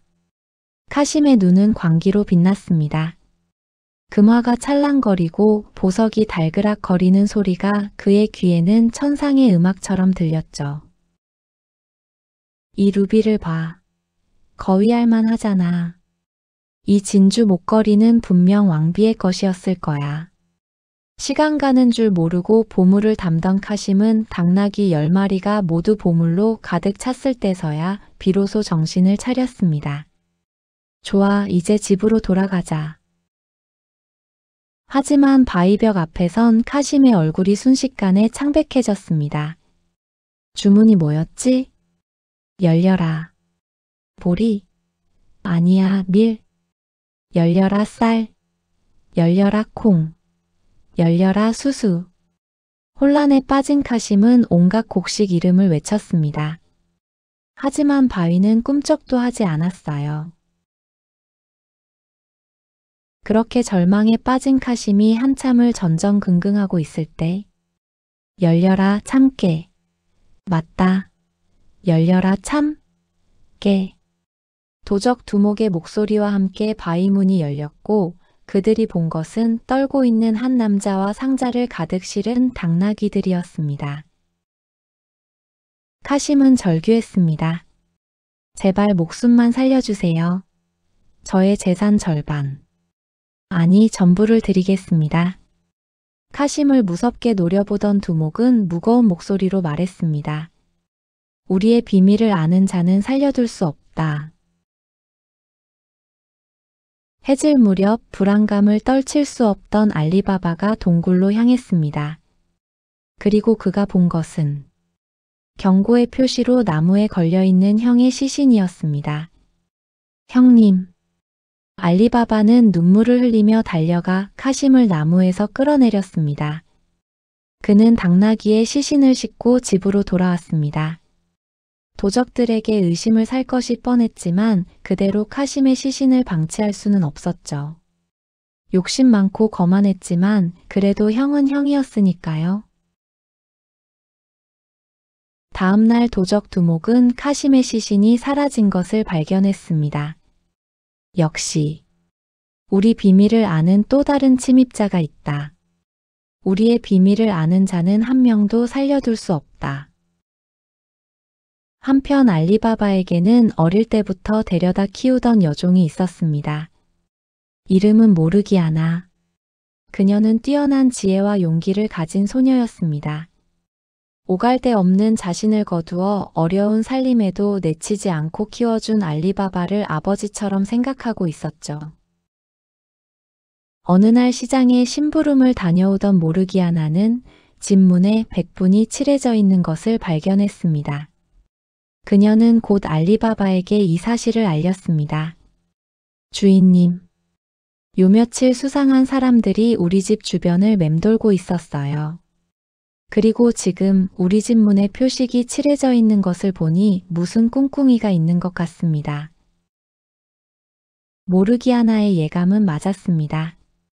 도적 중 한 명이 최근 마을에서 카심이란 자가 급사해 장사를 지낸 사실을 알아냈습니다. 그리고 카심과 알리바바가 형제란 사실도 알아냈죠. 그는 알리바바의 집 문에 백분으로 표시를 해두었습니다. 오늘 밤 습격할 때 알아보기 쉽게 하기 위함이었죠. 이 일을 어쩌며 좋으냐. 알리바바가 한숨을 쉬며 말했습니다. 걱정 마세요. 제게 생각이 있어요. 모르기아나는 알리바바를 안심시키며 밖으로 나갔습니다. 그리고 그날 밤 횃불을 들고 돌아다니며 마을의 모든 집 문에 똑같은 표시를 했습니다. 그날 밤 모두가 잠든 틈을 타 도적들이 마을로 내려왔습니다. 그들은 곧 표시가 된 문을 발견했어요. 바로 이곳이군. 아니, 저쪽 문에도 표시가 있어. 도둑들은 마을을 돌아다니다 처음 왔던 곳으로 되돌아왔습니다. 이게 뭐야? 마을 전체에 표시가 돼 있잖아. 도적들은 어느 집이 알리바바 집인지 구별할 수 없어 허탕을 치고 돌아갔습니다. 놈이 눈치를 챈 것 같군. 아무래도 내가 직접 나서야겠다. 두목은 소굴로 돌아와 다음 계획을 짰습니다. 며칠 뒤 그는 기름 장수로 변장하고 39개의 커다란 항아리를 실은 수레와 함께 마을에 나타났어요. 겉보기엔 평범한 기름 항아리였지만 실제로는 항아리 안에 각각 도적이 한 명씩 숨어 있었죠. 실례합니다. 저는 먼 길을 가는 기름 장수인데 하룻밤만 재워주실 수 있겠습니까? 선량한 알리바바는 낯선 상인을 흔쾌히 받아들였습니다. 물론이죠. 마당에 항아리들을 두고 편히 쉬시면 됩니다. 그날 밤 손님 대접을 위해 요리를 하던 모르기아나는 창고로 기름을 가지러 갔습니다. 마당으로 내려간 모르기아나가 항아리 근처를 지나가는 순간 두목님, 때가 됐습니까? 항아리 안에서 낮은 목소리가 들려왔습니다. 모르기아나는 순간적으로 상황을 파악했습니다. 그녀는 침착하게 목소리를 낮추어 대답했어요. 아직이다. 모두 잠을 자더라. 아무래도 시간이 좀 걸리겠구나. 그리고 부엌으로 돌아와 커다란 솥에 기름을 가득 끓였죠. 그리고는 부글부글 끓는 기름을 한 바가지씩 떠서 조용히 항아리마다 부어 넣었습니다. 잠을 자던 도적들은 비명 한 번 지르지 못하고 그대로 숨이 끊어졌어요. 얼마 뒤 한밤중이 되자 도적 두목이 마당으로 내려왔습니다. 모두 나와라. 이제 시작이다. 하지만 아무런 대답도 들리지 않았습니다. 좋지 않은 예감에 항아리를 확인한 두목의 얼굴이 일그러졌어요. 불안을 느낀 두목은 급히 담을 넘어 도망쳤습니다. 다음 날 아침 모르기아나는 알리바바에게 모든 것을 설명했습니다. 알리바바는 모르기아나의 손을 꼭 잡았습니다. 네가 없었다면 우리 가족 모두 목숨을 잃을 뻔했구나. 주인님. 하지만 아직 끝난 게 아니에요. 도적 두목이 살아 도망쳤으니 분명 다시 올 겁니다. 모르기아나의 말이 맞았습니다. 부하들의 죽음에 복수심에 불타던 도적 두목은 또 다른 계획을 세웠죠. 이번엔 절대 실패하지 않는다. 몇 달 뒤 부유한 상인이 마을에 나타났습니다. 그는 많은 재물을 뿌려 사람들의 신뢰를 얻었어요. 어느 날 상인은 우연을 가장해 카심의 아들과 친해졌습니다. 마을 사람들이 자네 삼촌을 정말 훌륭한 분이라고 하더군. 꼭 한번 뵙고 싶네. 그러시다면 저와 함께 가시죠. 아버지와 달리 선량한 조카는 의심 없이 상인을 알리바바에게 데려갔습니다. 식사 자리에서 그는 완벽한 신사였습니다. 재치 있는 이야기로 사람들을 즐겁게 했죠. 하지만 모르기아나만은 달랐습니다. 이 사람, 뭔가 이상해. 그녀는 상인의 옷자락 아래 번뜩이는 뭔가를 보았습니다. 그리고 그의 눈빛에서 익숙한 살기를 느꼈어요. 식사가 끝나고 모르기아나가 알리바바에게 다가와 조용히 속삭였습니다. 주인님, 제가 춤을 춰 여흥을 더해볼까요? 귀한 손님을 위해서요. 그래, 좋은 생각이구나. 모르기아나는 화려한 의상으로 갈아입고 나타났습니다. 양손에는 반짝이는 검을 들고 있었죠. 모르기아나의 춤이 시작되었습니다. 그녀는 마치 불꽃처럼 방 안을 휘돌았어요. 그녀의 검이 빛을 받아 아름다운 무늬를 그렸습니다. 상인. 아니 상인으로 변장한 도적 두목은 긴장한 표정으로 춤을 지켜보았습니다. 그의 손이 몰래 옷 속 검으로 향했습니다. 바로 그 순간 모르기아나가 마지막 회전을 하며 두목 앞으로 다가섰습니다. 그리고 춤의 일부인 것처럼 우아하게 칼을 그의 심장에 꽂았습니다. 으악! 두목은 비명과 함께 쓰러졌습니다. 모르기아나, 무슨 짓이냐? 알리바바가 깜짝 놀라 소리쳤습니다. 모르기아나는 침착하게 상인의 옷을 벗겼습니다. 그의 품속에는 단검과 독약이 숨겨져 있었어요.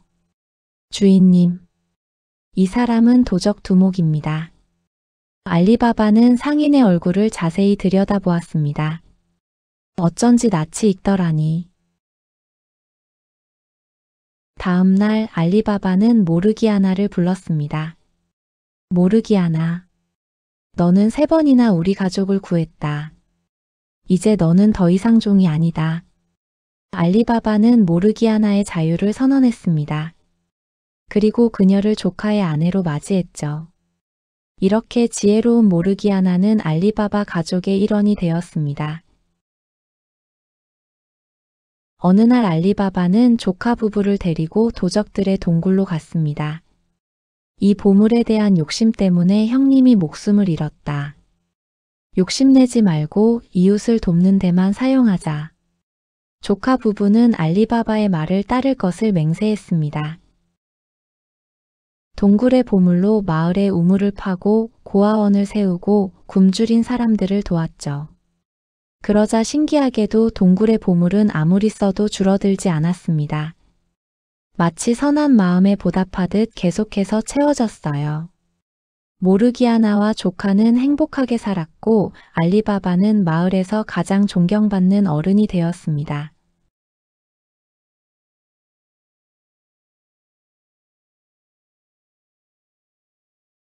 이번에 할 이야기는 잔인한 자매들의 질투와 파멸에 대한 이야기입니다. 옛날 페르시아에 아주 아름다운 세 자매가 살았습니다.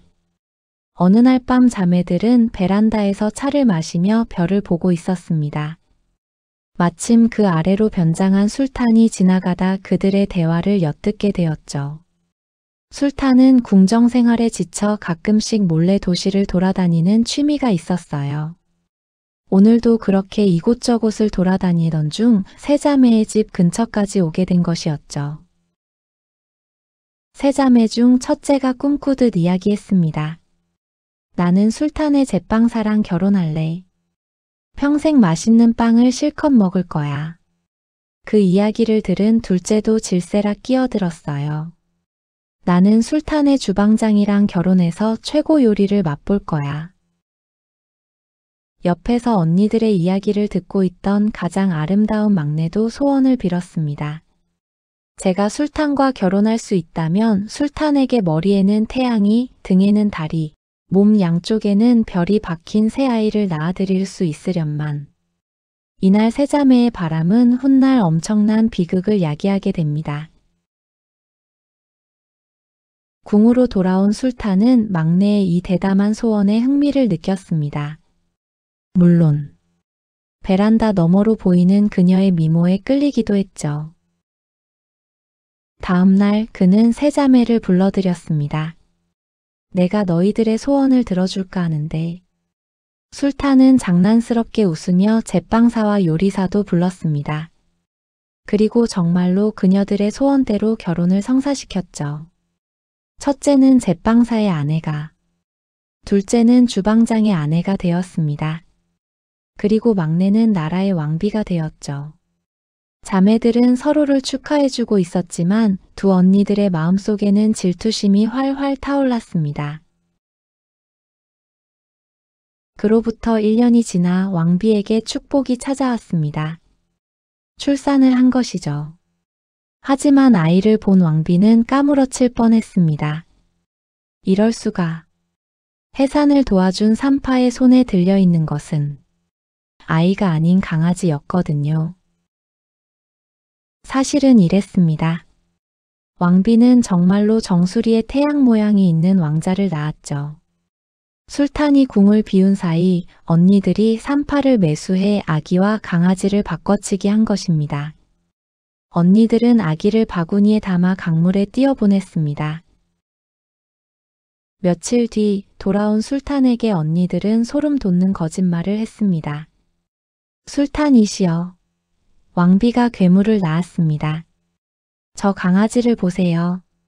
술탄은 충격과 혼란에 빠졌지만 왕비를 너무 사랑했기에 이번 일을 없던 것으로 했습니다. 그로부터 1년 뒤 둘째 아기가 태어났습니다. 등에 달이 박힌 아름다운 왕자였죠. 하지만 언니들의 악행은 멈추지 않았습니다. 또다시 아기를 빼돌려 강물에 흘려보냈습니다. 그리고 이번에는 아기 대신 고양이를 침대에 갖다 놓았습니다. 술탄은 분노했습니다. 한 번도 아니고 2번씩이나. 이 무슨 해괴한 일인가? 그럼에도 그는 차마 왕비를 내치지 못했습니다. 셋째 해. 왕비는 별을 품은 딸을 낳았습니다. 역시 이번에도 언니들은 아기를 훔쳐 나무 토막으로 바꿔치기 했고 이것이 왕비에게는 결정타가 되었습니다. 술탄은 결국 왕비가 악마의 저주에 걸렸다고 믿고 그녀를 죽이려 했습니다. 왕비는 술탄 앞에 나와 통곡했습니다. 술탄이시여, 커튼이 빛을 가린다고 해가 없다고 하지 않습니다.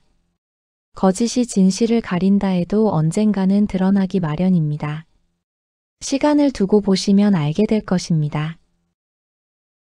술탄은 마음이 약해졌습니다. 3년간 쌓은 정을 뿌리치기가 쉽진 않았죠. 하지만 위신을 세워야 하는 그의 입장도 있던 터라 그냥 지나갈 수만은 없는 노릇이었습니다. 그녀를 가장 허름하고 외진 탑에 가두어라. 세상의 빛을 볼 수 없는 곳에서 고통 속에 살게 하라. 술탄이 비통한 심정으로 왕비를 벌하는 순간 멀지 않은 곳에서 두 언니는 이 모든 광경을 지켜보고 있었습니다. 그들은 커튼 뒤에서 남몰래 미소 짓고 있었죠. 왕비가 돼 으스대더니 꼴 좋네. 물론 3번째 아이도 이미 강물에 떠내려 보낸 후라는 건 말할 필요도 없었습니다. 한편 강물에 띄워졌던 새 아기는 왕궁 정원 관리인에게 발견되었습니다. 자식이 없던 관리인은 아이들을 신이 보내주신 선물로 여겼어요. 관리인은 그들에게 각각 바흐만, 페르비즈 그리고 페리자데라는 이름을 지어줬습니다. 관리인 부부의 사랑 덕분에 아이들은 건강하게 무럭무럭 자라났습니다. 세월은 강물처럼 흘러 새 아이는 어엿한 젊은이로 성장했습니다. 첫째 왕자 바흐만은 늠름하고 용감했으며 둘째 왕자 페르비즈는 민첩하고 기회가 뛰어났습니다. 그리고 공주 페리자데는 그 어떤 보석보다 빛나는 미모와 현명함을 갖추고 있었죠. 그들이 자랄수록 관리인 부부는 늙어갔습니다. 어느 날 관리인은 아이들을 불렀습니다. 신의 은혜로 너희들과 행복을 누리다 가는구나. 아버지가 죽거든 모아둔 돈이 조금 있으니 그것으로 새로 집을 짓고 살도록 해라. 이 집은 너희 셋이 살기에는 너무 좁아. 그리고는 며칠 뒤 아내와 함께 평화롭게 눈을 감았습니다. 세 남매는 슬픔을 뒤로하고 아버지의 유산으로 도시 외곽에 아름다운 집을 짓고 살기 시작했습니다. 두 오빠는 매일 사냥을 나가 식량을 구해왔고 페리자데는 집안을 가꾸며 조용히 지냈습니다. 한동안 너무나도 평화로운 삶이 이어졌죠. 그 일이 있기 전까진. 오빠들이 사냥을 나간 어느 날 오후 낡은 옷을 걸친 수도승 한 명이 집 문을 두드렸습니다. 집이 너무도 예쁘군요. 잠깐 구경이나 할까 해서 이렇게 무례를 범했습니다. 페리자데는 그를 집 안으로 들여 극진히 대접하고 집을 구경시켜 주었습니다. 수도승은 정원과 홀을 둘러본 후 고개를 끄덕이며 말했습니다.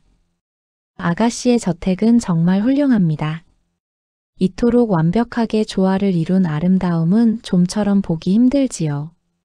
페리자데는 기뻐하며 물었습니다. 존경하는 수행자님. 그럼에도 무언가 부족한 점이 있다면 알려주십시오.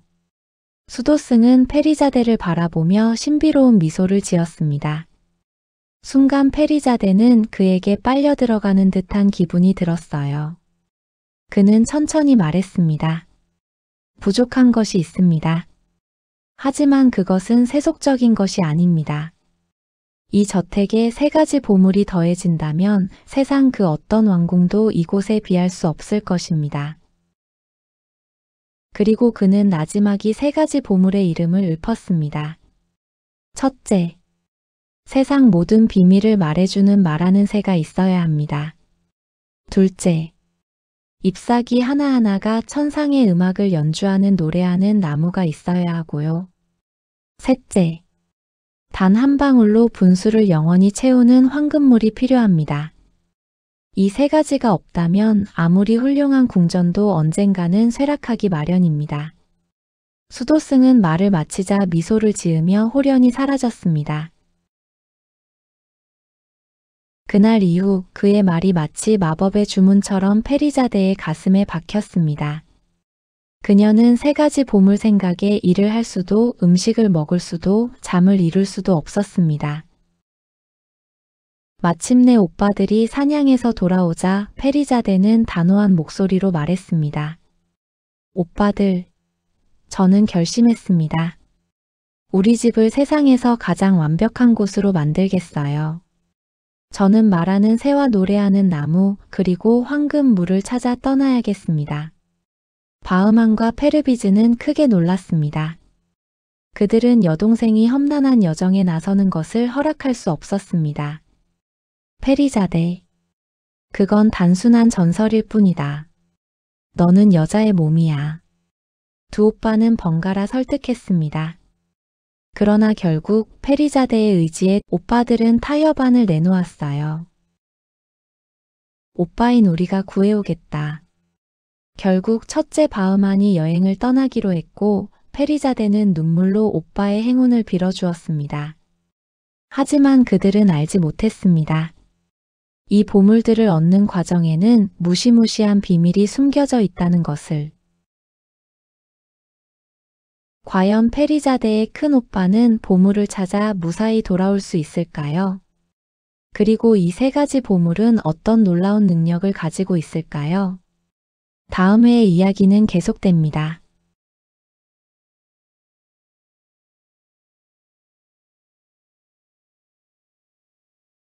이전 이야기에서 우리는 왕비가 된 막내의 비극과 비밀리에 자라난 3남매의 이야기를 들었습니다.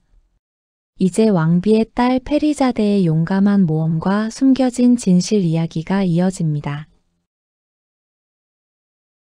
큰오빠 바흐만은 며칠을 걸은 끝에 길가에서 수도승을 만났습니다. 페리자데와 3가지 보물 이야기를 한 바로 그 사람이었죠. 뭔가 범상치 않은 그의 모습에 바흐만이 걸음을 멈췄어요. 수도승은 바흐만을 바라보며 시를 읊었습니다. 산을 오르되 절대 뒤돌아보지 말라. 그대가 듣는 모든 소리는 허상일 뿐. 바흐만은 그 알쏭달쏭한 말에 다시 질문하려 했지만 수도승은 온데간데 없이 사라졌습니다. 이상한 일이군. 바흐만은 잠시 주위를 두리번거리다 가던 길을 갔습니다. 얼마나 걸었을까요? 그는 어느새 산길을 오르고 있었습니다. 돌아가거라. 어리석은 인간. 갑자기 뒤에서 속삭임이 들렸습니다. 아주 작지만 사람 소리가 분명했죠. 산을 오르되 절대 뒤돌아보지 말라. 바흐만은 수도승의 말이 떠올랐어요. 그는 뒤돌아보지 않고 앞으로 계속 나아갔습니다. 하지만 산이 높아질수록 뒤에서 들리는 속삭임이 심해졌습니다. 처음에는 한 사람이 작게 말하는 정도였지만 이제는 여러 명이. 거기다 귀가 울릴 정도로 쩌렁쩌렁하게 들려왔습니다. 내 발밑에 황금이 떨어졌다. 너의 여동생이 울고 있지 않느냐? 바흐만은 유혹을 이기려 이를 악물었습니다. 그러나 그 유혹은 점점 더 달콤하고 더 위협적으로 그의 귀를 파고들었습니다. 결국 그는 뒤를 돌아보고 말았어요. 그러자 그의 몸이 돌로 변하기 시작했습니다. 마지막 순간 절망적인 표정 그대로 그는 바위가 되었죠. 며칠이 지나도록 형이 돌아오지 않자 둘째 페르비즈가 길을 나섰습니다. 형에게 무슨 일이 생긴 게 분명해. 그는 전속력으로 말을 몰았습니다. 길을 가던 중 그 역시 수도승을 만났습니다. 형의 실수를 반복하지 말라. 어떤 소리에도 귀를 기울이지 말라.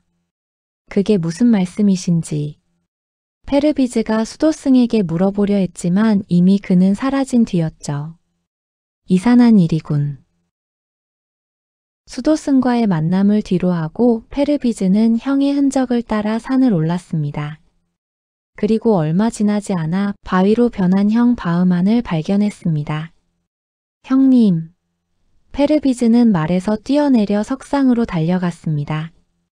그의 떨리는 목소리가 메아리가 되어 울려 퍼졌습니다. 그때 어디선가 형 바흐만의 목소리가 속삭였습니다. 사랑하는 동생아. 이곳은 너무 춥고 외롭구나. 둘째 페르비즈의 마음이 무너졌습니다. 그는 두리번거리다가 무의식적으로 뒤를 돌아보았어요. 그리고 역시 바위로 변해버렸죠. 며칠이 지나도 두 오빠가 돌아오지 않자 페리자데는 불안했습니다.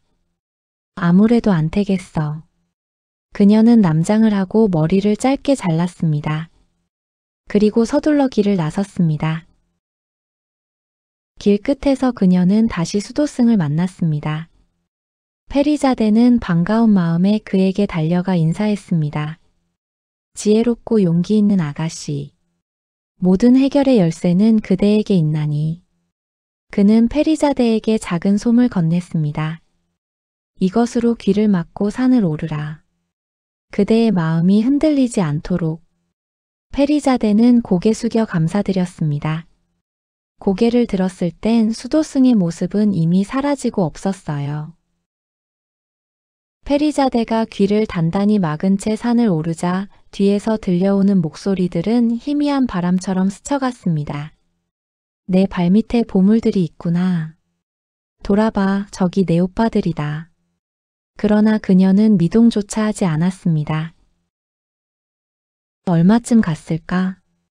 길 주위 여기저기 석상들이 서 있었습니다. 바위로 변한 사람들이었죠. 그들은 한결같이 내리막길 쪽을 바라보고 있었습니다. 그들 중에는 두 오빠도 있었습니다. 오빠들. 바위로 변한 오빠들을 끌어안으며 페리자데는 눈물을 흘렸습니다. 오빠들이 이렇게 변한 것이 자신의 욕심 때문이란 생각에 그녀는 마음이 아팠습니다. 무슨 일이 있더라도 오빠들의 저주를 풀어드리겠어요. 울창한 숲을 지나자 갑자기 탁 트인 공간이 나왔습니다. 드디어 산 정상에 도달한 것이죠.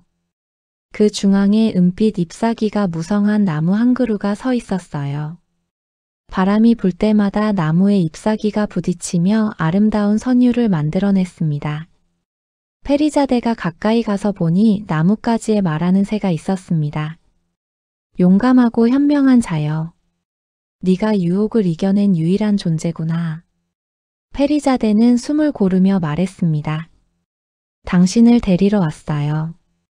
오랜 기다림이었다.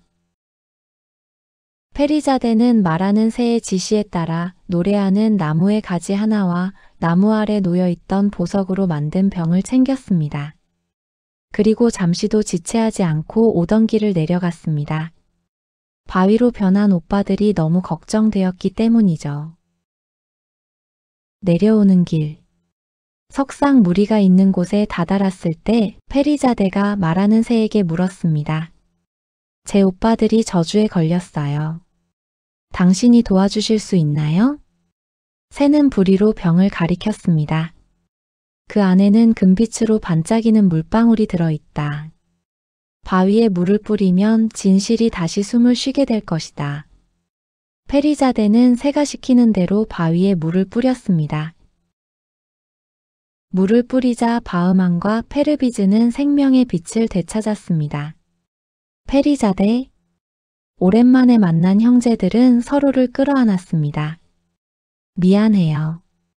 괜히 저의 욕심 때문에 오빠들을 괴롭혔네요. 아니다. 여자라고 너를 약하게만 본 우리가 부끄럽구나. 마음 착한 페리자데는 돌아다니며 주변의 수많은 바위들에게도 물을 뿌렸습니다. 모두 과거에 이 산에 도전했다가 저주에 걸린 사람들이었죠. 신기한 것은 병의 물은 아무리 써도 조금도 줄지 않는다는 것이었습니다. 세 남매는 마침내 집으로 돌아왔습니다. 그들은 가져온 보물들로 집을 아름답게 꾸몄습니다. 병에 담긴 물 단 한 방울로 분수가 끊임없이 흘러내렸습니다.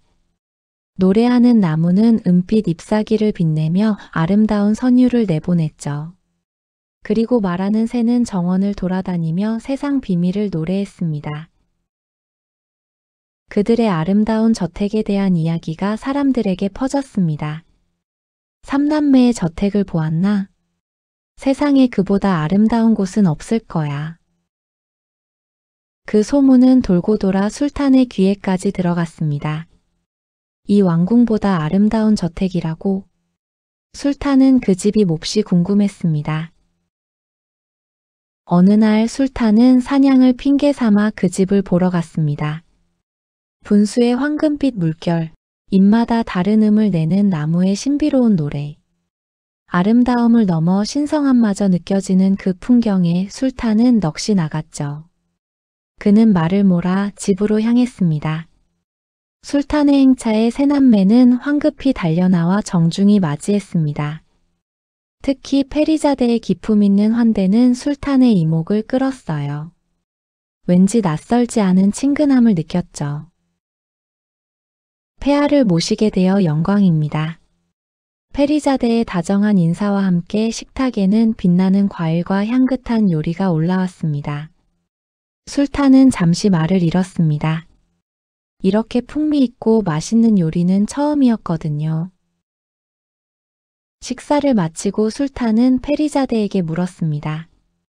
집이 몹시 아름답구나. 구경시켜주지 않겠나?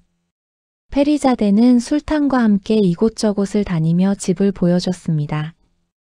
안내하는 동안 어찌나 살갑게 구는지 마치 술탄과 이전부터 잘 아는 사람처럼 보일 정도였죠.